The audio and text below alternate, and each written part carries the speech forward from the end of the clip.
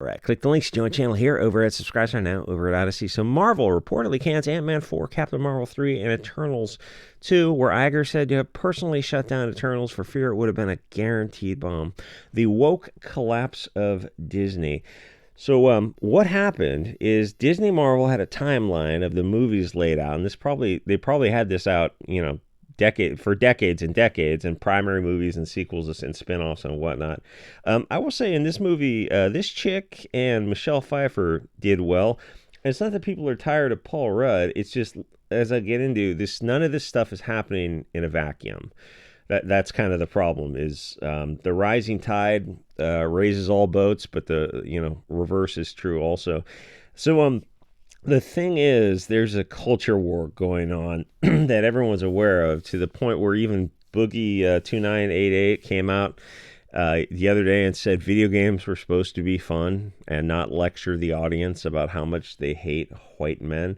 And you know what he meant when he said that, because people are spurring out over video games right now.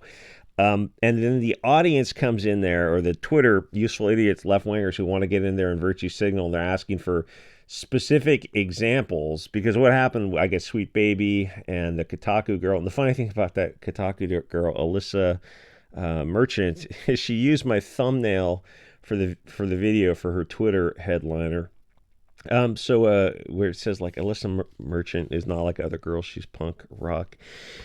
So the thing is, people are aware of how these game journalists, and even saying that, it's like, oh God, I can't wait for these companies to just get yeeted to the moon. Where they circled the wagons because Sweet Baby is the woke SJW company that all the Kotaku and the rest are bending over backwards to defend. And it's like, is Kotaku going to be in business in 2 years? Probably not. Sweet Baby, definitely not. And then you had a Steam curator who just wrote a list and said, hey, this Sweet Baby games these guys are working on, these games suck, and here's the 24 games they work on, so you can just avoid all 24 if you wish. It's like, that's an informed consumer. Caveat emptor. What's the problem with oh, no, it's just harassment. No, it's not, but the people who worked at Sweet Babies tried to get the Brazilian guy kicked off of Twitter and kicked off of Steam and make that list unaccessible. And it's like, it's public information. It shouldn't be a big deal. If Sweet Baby is happy about making these video games or working with the video game companies and the work they did, it's like, why would it be a problem that somebody has a list of these companies? And it's like, it shouldn't be a problem unless you're trying to hide something. And obviously they are, because people don't like the Sweet Baby games. And they to see the games journalist media come out and just cry harassment. And the thing is, it's not 2014. That was when the first Gamergate started. This is 10 years later. People know the lay of the land, and you see the collapse of media. Like mainstream media, last year had like 1,000 people fired from the mainstream, and the year before that had another 1,000. So you are seeing the collapse of mainstream media just because it's so biased. It's just toxic left wing. Most of it's just straight out bullshit media. Or Ricky, who was that guy? Berwick had a trans joke, but the mentally ill left wing gave him such a hard time that he finally gave in. He goes, I'm just going to take this. I'll just take the tweet down and move on. So the Marvel movies and the shows are not actually that bad, but because of the surrounding culture war, they're not fun anymore. And it's like with Solo and Star Wars. Solo was an okay movie. It's just the movies that came in. And Rogue One was pretty solid. But the Star Wars trilogy with Daisy Ridley, it just wasn't Star Wars. It was just a Larry Fink woke checklist where you had, we got representation and diversity. Yeah, I hate all that kind of stuff. And when I say I represent tens of millions of people. Because when you have characters, and some are different ethnicities to fit the story, that's fine.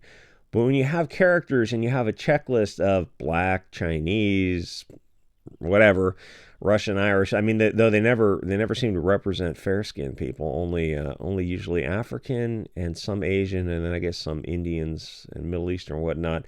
But when those characters are there as essentially diversity hires for a movie, well, then they represent all of those people. So you can't have the Black character be a multifaceted character with positive and negative traits, which is what you'd make. What is a fully fleshed out character? Has got good and bad to his character. And speaking of Lando Calrissian in Star Wars, the original Star Wars was a great example of a nuanced character, because he starts off as a little bit shady, and then he comes through when the chips are down, sort of thing. And he had a that was a great short redemption arc for a secondary character, and it did just a fantastic job. And it's like, well, yeah, that was George Lucas. So how come Disney Star Wars can't do something like that? Because holy cow, that was 50 years ago when they did that, 40, 50 years ago. And then when they did 2015 Star Wars, it's like, well, the people who are doing the Star Wars now are the participation trophy generation kids growing up. They're like full out cultural Bolsheviks. They just can't do that kind of stuff. So the thing is, and the bummer is Eternals. This is one of the Celestials or something. Jack Kirby did such a great job on that. Is it could have been a great movie. A lot of these movies could have been great movies. And even this one, the Marvels, the sequel to Captain Marvel, wasn't as bad. It wasn't that bad. It was just that it's not in a vacuum. People are aware of how much the mainstream hates the audience, especially if they're, blue or green-eyed. So the thing is, very little in the mainstream is fun anymore. Oh, Indiana Jones Part 5. Oh, what's that? Time-traveling Nazis. How about go fuck yourself? 3 out of 5 movies. 3 out of 5 movies. And you did commies once, and then you did, I don't know, the Thuggy cult for the second one. But 3 out of 5 is just that same World War II storyline. I don't care anymore unless you're going to turn it around and make them the good guys. That's a movie I'd be interested in seeing. And see how many people you could trigger with that. It's like tell the war from the other perspective. That would be a blast to see. Anyway, the thing is, yeah, don't hold your breath on that one, buddy. So this is what the audience said with Indiana Jones, is they did not watch that movie. Now, to be fair, not everyone is as down the rabbit hole as I am, wrapped in tinfoil hat, Faraday cage nationalism, talking about cultural Bolshevism and whatnot. But the thing is, people are aware that something is wrong. They just get a funny feeling with these movies because the movies just lack the spark. And Suicide Squad Part 2 is a great example. Not that Part 1 was good. It wasn't. But Part 2 was a flashy green screen movie with a lot of good CGI. And then I watched it at home on a tablet, sailing the high seas, And then I go, okay, well, I like to watch movies twice, or at least to kind of get the beginning part of the movie fixed in my head. And I go to watch it twice, and after a minute, I turn it off. I just can't watch it. There's just nothing in the movie that's worth watching. It just lacked, it's like, what can I point to that movie that was so bad? It's like, it just kind of missed. Well, I guess I could point to one thing. It was a little bit of girl power in there. And then in the first movie, the character Harley Quinn is in shorts and a tank top. Touch grass, my guy. Eat a dick. The thing is like these 300-pound Twitter people, these addicts to Twitter are telling you to touch grass. It's freaking bizarre. She's in a short and tank top. Okay, that's the character. Sex appeal, kind of crazy, just a fluffy character. Though some of the comic books were good, which she was in. And then in the Birds of Prey, which I guess was kind of a loose, related to that, she's totally covered up. And then all the other chicks are like a group of 40-year-olds who are beating up 200-pound powerlifter dudes. That's just ridiculous. And then in Suicide Squad Part 2, she's covered up again, and she doesn't need a man to help them. And it was dumb. I think there was one good scene where the black guy gives John Cena credit for something. It was kind of funny. But the thing is, movies just lacked a spark. And the other YouTubers are going to tiptoe around the globalist propaganda, BlackRock type of angle, because Google, which owns YouTube, is the same Satan-worshipping island types off the coast of Florida, sanguine wine drinkers sort of thing. They like that hemoglobin flavor. So they have an agenda to put. I'm saying they're spiritual vampires, and in some cases they might actually be vampires. So they have an agenda to push. Hollywood is the 1984 good think facet of this dark crystal. It's all part of the propaganda, but it's only part. we're invaginated by the rest of this propaganda, and honestly, sometimes that's what it feels like. But it's like soy boy vagina. So the movies lack this spark because they're made according to a Larry Fink diversity checklist, and diversity is cancer. Someone like me can write diversity and girl power because I'm a normal person, maybe a little bit on the right in some regards, but the people who are writing this stuff now are terrified of people who don't look like them, so they just can't do it. Like, I can write a multifaceted character of all different races and ethnicities, and the left wing won't do it because they care what Twitter thinks. It's like, just, you know what, ignore Twitter, just make the movies, and go out there and make a bunch of money having good characters. So the Mary Sue covered this topic of failing movies and canceled sequels, and she was surprised that the Eternals didn't get a sequel because she said, well, it had a star-studded cast. Okay, the two chicks at least I'm familiar with who've been in a bunch of Angelina Jolie and Salma Hayek. Okay, fair enough.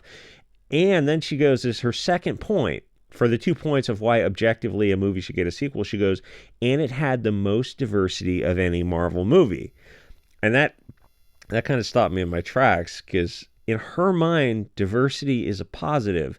Except you're talking about objectively the business of movies and selling, marketing and selling the movies to an audience. And she didn't understand why it didn't get a sequel.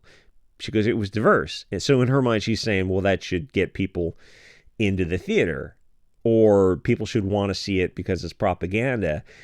And it was a great example. Actually, now I can't find that article on Mary Sue, so maybe they took it down. It's kind of weird. So it was a great example of how the left views the world, where in their mind diversity is a selling point, where in my mind or in most of our minds, I mean, I represent millions of people. It's probably a scary thought to the leftists. It's a negative. I'm less likely to see movies with diversity in them because I know they have to be Mary Sue characters. If I wrote the diverse character, it'd be cool, but the people who are writing them now are just the worst people on earth, who are just terrified of being canceled on social media. And that's going to be the death of Hollywood, comics, pop culture in general, this fear of Mao's little red book and Mao's children canceling people on social media. And if they can't get past that, you're going to see a lot of pop culture industries collapse, because you can't write blonde man bad characters, to the point where there's people in the mainstream Twitter are talking about that. It's like, yeah, every time you put every storyline is white man bad. They're using that phrase. This is a great scene, and this movie could have been kick-ass. This looks absolutely fantastic.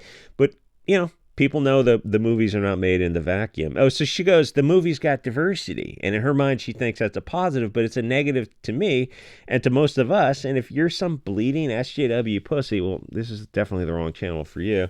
Though, hey, we can agree to disagree without being disagreeable. You don't need to get in the comments and ad hominem. Before you get angry, diversity is a negative for everyone. It's objectively true. Woke, diverse SJW movies do worse the woker they are, because obviously the right, people like me I'll just admit, diversity is cancer, feminism is cancer, diversity, inclusion, and equity, all that girl power, who's that?